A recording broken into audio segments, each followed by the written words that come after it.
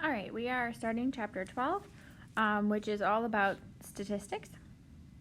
So this is pretty basic today. Hopefully a lot of these things you've done before, so we're going to go relatively quickly. We're going to do mean, median, mode, range, and then we're going to do dot plots today. Mean is your average. Okay, so you add them all up. So you add up all the numbers. Okay, and then divide by however many you have. That's all we have to do. Divide by how many numbers you have.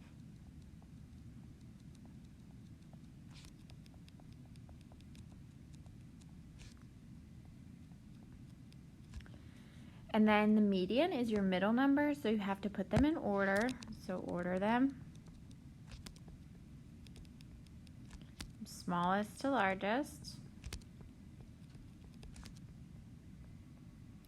And then you're just going to go back and forth and cross them off top to bottom, back and forth, and then until you get a number in the middle. If you have one number in the middle, then that's it. That's your median. If you end up with two numbers in the middle, then you have to average them. So you're going to add them up and divide by 2. Mode is the one that occurs the most. Okay, you can have up to 2 modes. So there can be 2 numbers that occur the same number of times that are the most. Anything more than 2, you can also have no mode. So you can either have numbers like none of them are repeated, so there's just no mode, or you can have like 3 that are each repeated 5 times. That's still no mode because there's too many of them. You can have 2 of them, but not all of them. And then the range is just the maximum minus the minimum. Okay, it's the highest number minus the lowest number. All right, so this data is the number of siblings each student has. So it's just how many siblings everybody has. I underneath put them in order already because we need them in order in order so that we can find the median. The mean, you're going to add them all up. So if you add up all of those numbers, okay, you get 26. And then we are dividing by 16 because there are 16 numbers. So 26 divided by 16 and we get 1.625. That's our average. Okay, so somewhere between 1 and 2 siblings is what most of the people have. Median is our middle number, so I have them already organized and we just have to go back and forth and cross them out. Okay, so you go bottom to top, back and forth. Okay, so you see that I ended up with 2 numbers in the middle. So that means I have to average them. So I just do 1 plus 2 and divide by 2 because there were 2 of them. Okay, so 3 divided by 2 is just 1.5. So my median is 1.5, which is pretty close to my mean, which isn't good because that means that it's all pretty centered. The data is all pretty much in the middle. Mode is my number that occurs the most. So if I look at how I lined them up, I have 5 1s. I only have 3 2 or 4 2s, 3 3s, 3 0s, and 1 4. So 1 is definitely the one that occurs the most, so my mode is 1. And then the range is just my maximum minus my minimum. My maximum was 4, my minimum is 0, so my range is 4. It really is that easy. For dot plots, what you do is you make a number line that spans your data. So this is easy because our data only goes really from 0 to 4. Okay, so the number line is just 0, 1, 2, 3, 4. All you have to do is put a dot above the number for every time it occurs. So 0 gets a dot. 3 is going to get 2 dots here. 4 gets a dot. 2, 1, 0 gets another one. 3, 1, 2, 0, 2, 1, 2, 1, 1. You just stack them on top of each other, and then that way you can easily see like clearly that 1 was my mode. It has the most dots. 4 had the least number. 4 is only 4.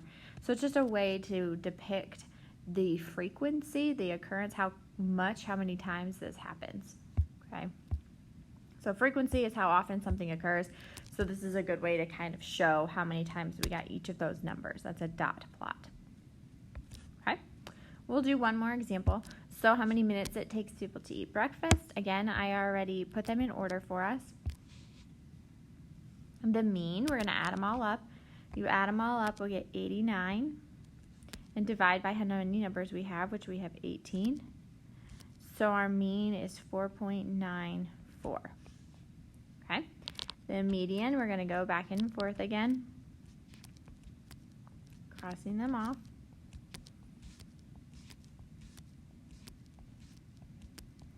I ended up with two numbers in the middle, but they're actually both 4s. So 4 plus 4 is just 8 divided by 2 is still 4.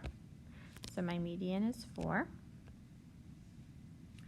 Mode, the number that occurs the most, if I'm looking, I have 3 zeros.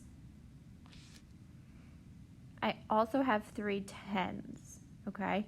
I don't have 3 of any other number. I am allowed to have 2 modes. I cannot have more than that. So the fact that they're tied and there's just 2 of them, then I can have both of them. So my modes are both 0 and 10. Okay, that's actually called bimodal, like bi meaning 2, so there are 2 modes. And then our range is just the maximum minus the minimum, so my maximum was 12, my minimum was 0, so my range is 12. When you dot plot it, you just have to put your dots above each number. So 0, 5, 3, 9, 10, 12.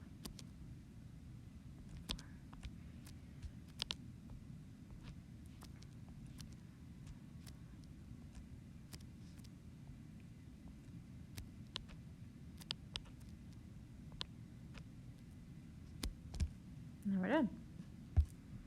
Okay, you can see that they're all pretty similar, but that 0 and 10 clearly both had 3 and the others did not. Okay.